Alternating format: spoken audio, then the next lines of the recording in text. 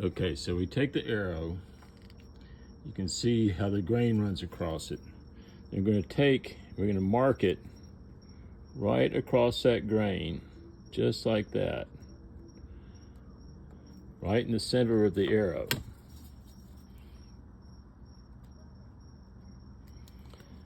Once we have that marked, we're going to put it in a vise or something else that'll hold that arrow still.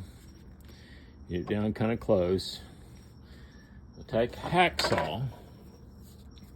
We'll cut right on that.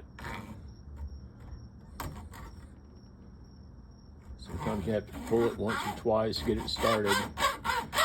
Make sure you stay in the middle.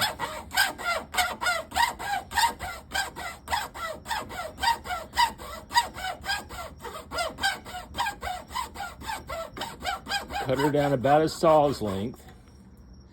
Then I come back. This is a round tile file. You can get these. I got this at Ace Hardware.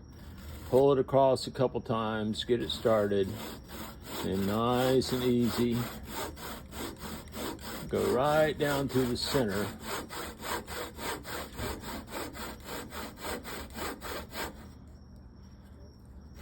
Right down through the center. She's wanting to twist on me a little bit.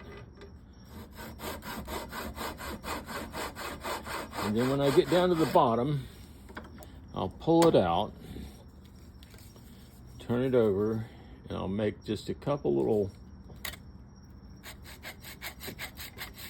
pulls like this.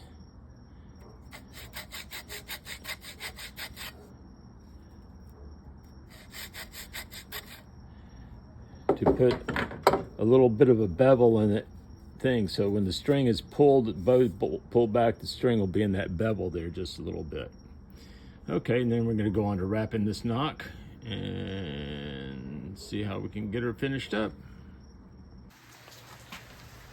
Now our next part of this process, we will take this arrow that has been cut, and I will take this thread and I'll lay it down just a quarter, maybe a half an inch below where our filings are.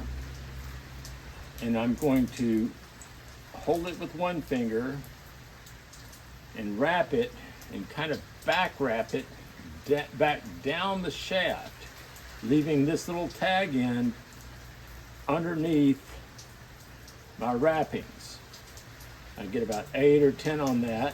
I'm using a fly tying bobbin from my fly fishing outfit. Seems to work real well, holds the thread.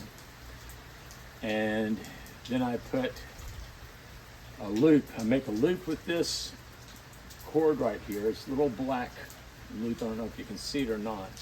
And then I put it on here,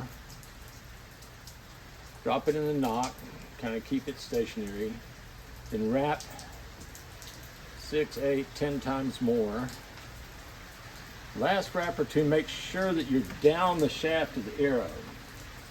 Then I'll take this,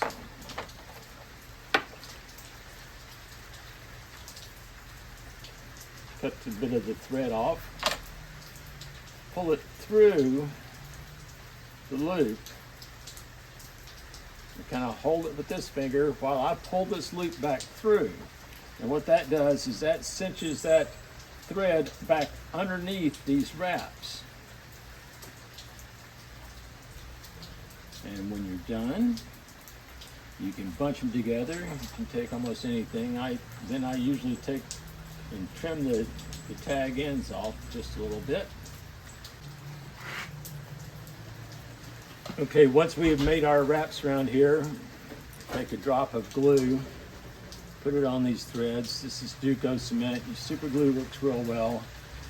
If you use super glue, I wouldn't recommend using just your fingers because you'll glue your fingers together.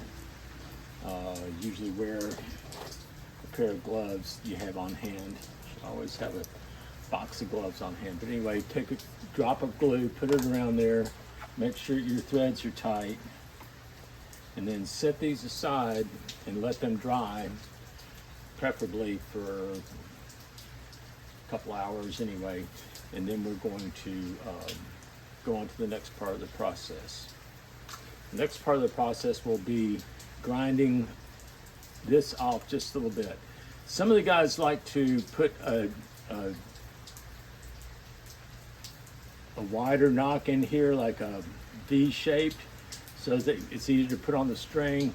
I prefer to go with a narrow knock because when you're shooting, we do a lot of target shooting, and when you shoot, the arrows are less likely. If it's got a wide thing, the arrows are going to break these nocks off, and if it's narrow, they have more of a chance of deflecting it, and you don't have to repair your arrows, because once you break these nocks off, that arrow's done. All right.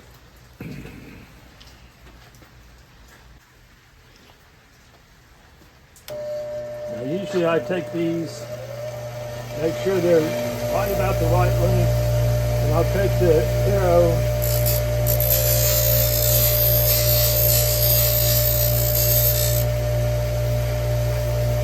and just